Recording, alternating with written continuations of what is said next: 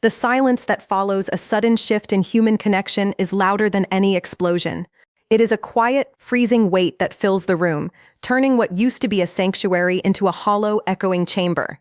You can sit inches away from someone, watching the rise and fall of their chest, looking into the very eyes that once held your entire world, and feel a million miles of empty space stretching between you. This is the brutal reality of emotional detachment. It does not announce itself with trumpets or warning signs painted in bright red letters. It happens in the microscopic spaces between words, in the fractions of a second where eye contact is broken just a moment too soon, and in the heavy, unprompted sighs that fill the gaps in a conversation that has run completely dry. Most people spend months living in a state of deep, painful denial, misinterpreting this shifting tide as simple exhaustion, external stress, or a temporary rough patch that will sort itself out with time. They double down on their efforts, trying harder, pulling closer, and pouring their soul into a vessel that has already cracked open and emptied its contents. They refuse to see that the psychological foundation of the relationship has been completely dismantled from the inside out. When a woman decides she no longer wants someone in her life, she does not always pack her bags and walk out the front door immediately. Instead, she checks out emotionally, leaving a hollow shell behind while she quietly builds a fortress around her heart, rendering what used to be closeness into a territory of complete strangers. Understanding this process requires you to abandon everything you think you know about conflict and human behavior. We are conditioned to believe that relationships end with a bang, with dramatic shouting matches, slammed doors, and tears streaming down faces in the middle of the night. But psychology tells us a completely different story. True finality is silent. True detachment is smooth, clinical, and terrifyingly polite. When a woman is still angry, when she is still bringing up issues, demanding attention, or getting frustrated by shortcomings, she is actively handing over the blueprint to her heart. Her anger is a profound sign of investment. It means she still believes the relationship is worth the agony of friction. It means she cares enough to fight the distance. The real danger zone, the point of no return, is when the fire goes out entirely, replaced by a cold, impenetrable calm. Before unraveling the exact behavioral shifts that signal this final, devastating eviction, you must confront a harsh reality about human intuition. Think back to a moment where you felt an icy chill run down your spine during a normal conversation, a fleeting instinct that told you the person across from you was already gone, even though they were smiling and pretending everything was fine. That sinking feeling in your gut was not paranoia. It was your subconscious mind processing thousands of microsignals that your conscious mind was too terrified to accept, signaling that you were standing on the edge of a psychological cliff. The first profound pillar of this emotional exit is the total, unmistakable death of emotional curiosity.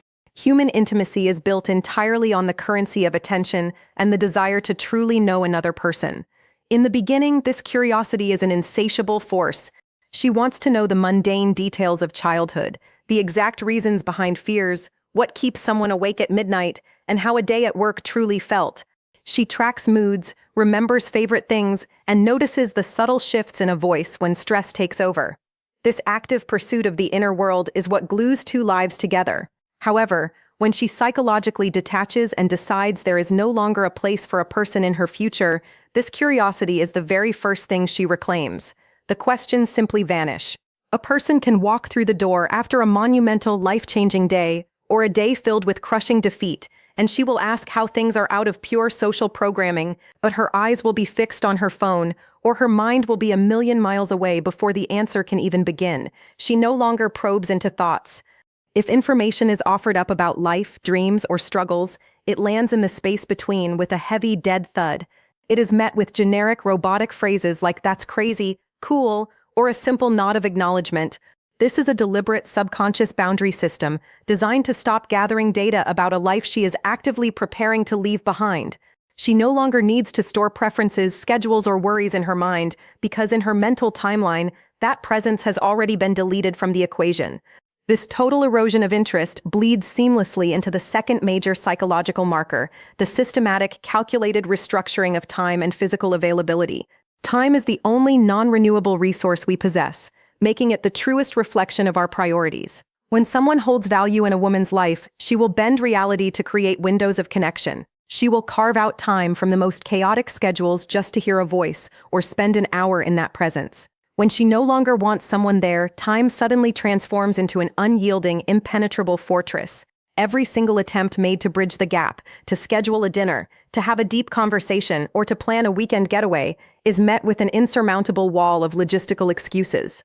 She is suddenly chronically exhausted, buried under an unprecedented mountain of work, or completely consumed by newly discovered hobbies, gym routine, and social circles that explicitly exclude the other person. If you analyze this behavior through a psychological lens, you realize it is rarely about actually being busy. It is a highly effective, conflict-free avoidance strategy. By making herself physically, digitally, and emotionally unavailable, she forces a natural, gradual drift. She places the burden of the distance onto the circumstances of life rather than taking the blame for ending things directly. Text messages shorten into one-word answers, delayed by hours or days, stripped of all warmth, emojis, and the playful cadence that once defined the bond.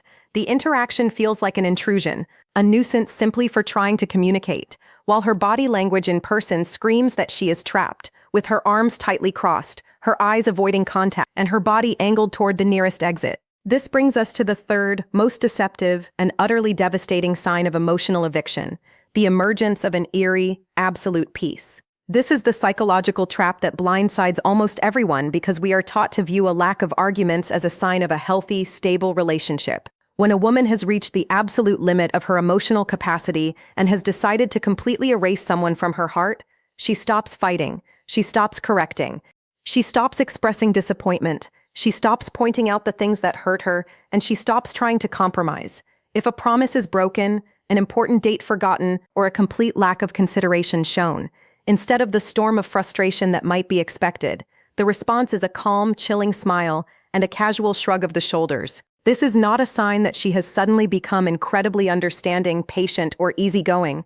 It is the cold, hard silence of psychological resignation. She has looked at the connection, evaluated the energy required to fix it, and decided that it is no longer worth a single ounce of her emotional investment. She has accepted the flaws and the distance, not because she forgives them, but because she no longer cares enough to want them changed. She is at peace because she is already living in the aftermath of the breakup in her mind. She has already mourned the loss of the connection while standing right next to the person, and she is simply waiting for the clock to run out before making the physical departure match the emotional reality. When looking back at the wreckage of a connection that has withered away, the pieces of this behavioral puzzle always align with a terrifying surgical precision. It forces a brutal, naked confrontation with reality, demanding the recognition that the signs were never truly invisible. People simply look away, because looking directly at them means accepting a pain too heavy to bear. Realizing that someone has closed the book, turned the page, and erased a name from the upcoming chapters requires an immense, almost heroic amount of self-awareness and raw courage. It forces a look into a psychological mirror to accept the absolute truth that attraction cannot be negotiated.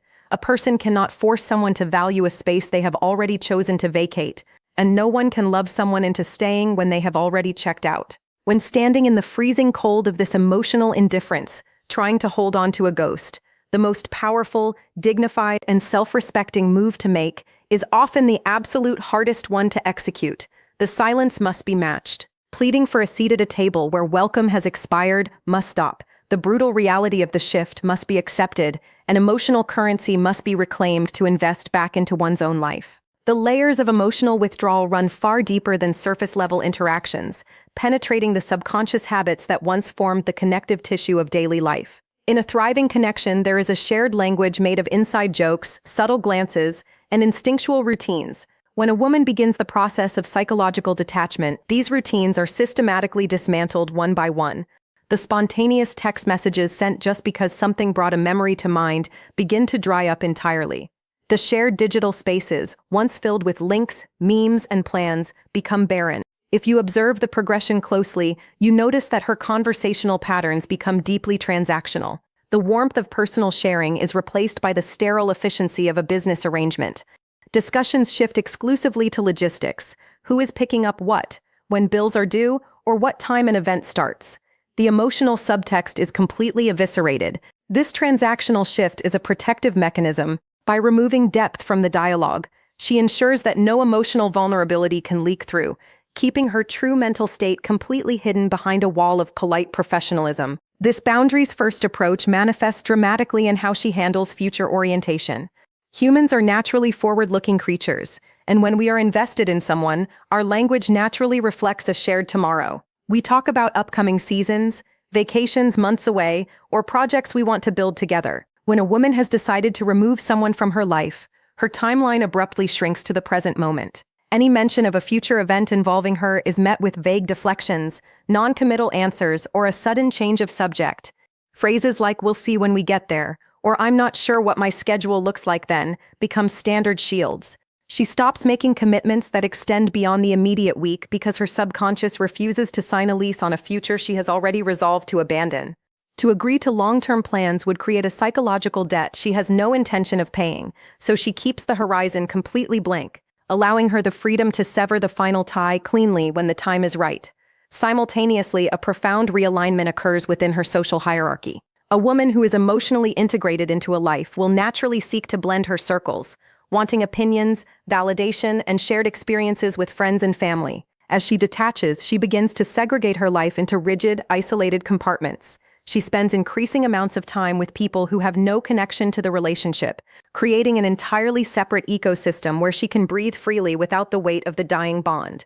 When she returns from these outings, she shares nothing of the substance of those interactions. The names of new acquaintances are dropped casually without context, and details are kept deliberately sparse. This social compartmentalization allows her to build a new life raft while still aboard the sinking ship, ensuring that by the time the physical separation occurs, her emotional support structure is already fully constructed and functional, leaving the other person completely isolated in the sudden aftermath. The psychological weight of navigating this intermediate space where the emotional connection is dead but the physical structure remains creates a distinct form of tension that alters the very atmosphere of a home. It is a tension born from the constant effort required to maintain a facade of normalcy while harboring a definitive conclusion internally. You can observe this in how she reacts to physical touch. Touch is the ultimate validator of intimacy, requiring an openness of the nervous system to receive and give warmth.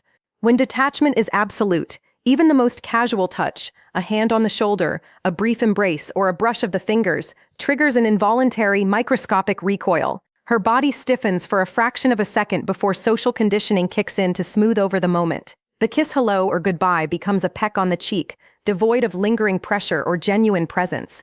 This somatic rejection is the body's honest declaration of what the mind has already executed, the closing of the energetic gates. To witness this transformation is to understand the profound power of human resolve when it is directed towards self-preservation. When a woman reaches the conclusion that a connection no longer serves her growth or aligns with her future, her capacity for detachment can appear ruthlessly absolute to an outside observer. But this ruthlessness is often born out of a long, silent history of unvoiced struggles, ignored boundaries, and quiet accommodations that finally reached a breaking point. The final detachment is rarely an impulsive act. It is the culmination of a slow, internal erosion that occurred long before the visible cracks appeared on the surface. By the time the indifference becomes undeniable, she has already processed the grief, answered her own questions, and made peace with the loss, leaving the other person to experience the shock of an ending that she has already survived weeks prior.